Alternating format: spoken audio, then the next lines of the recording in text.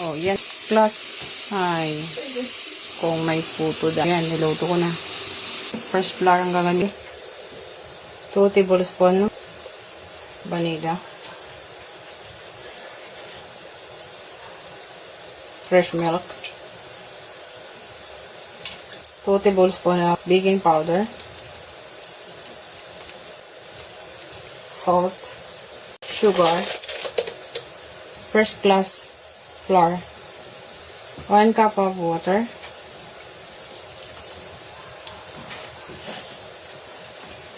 Then mix. Huwag nating over-mix.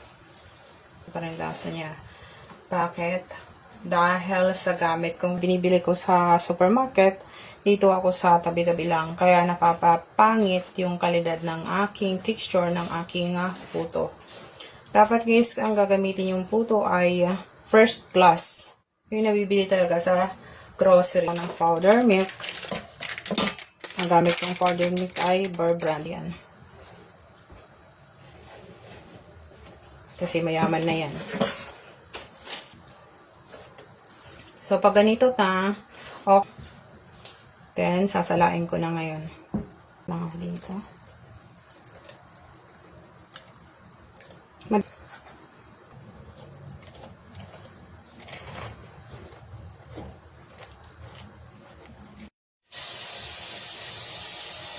Lagyan ko ng mantika.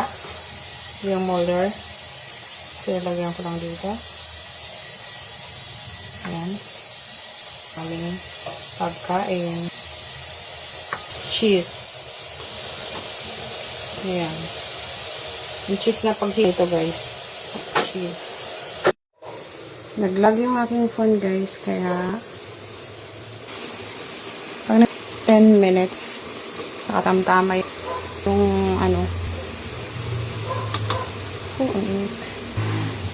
yung takpan natin. Anong oras na? Oh, yan talaga. First class talaga na flour. Ang ganda. Ay. Finally. Ayan, ang ganda ng texture niya, guys. Pag first flour ang gamit mo. Pero kapag dito sa lugar namin, parang napapagod ako ng 1 kilo sa market, guys. Sa supermarket. Yan talaga ang puto niya. Gusto ko. Ano pang inantay natin? Luto niya. Puto kayo dyan. Puto cheese. Yummy. Merienda. May nag-request nito eh. Ayan, niluto ko na. Pumuputok-putok yung pack. Bukas magla-live ako. So, wow. Ito talaga yung legit. Diba? Ang ganda, maumbo.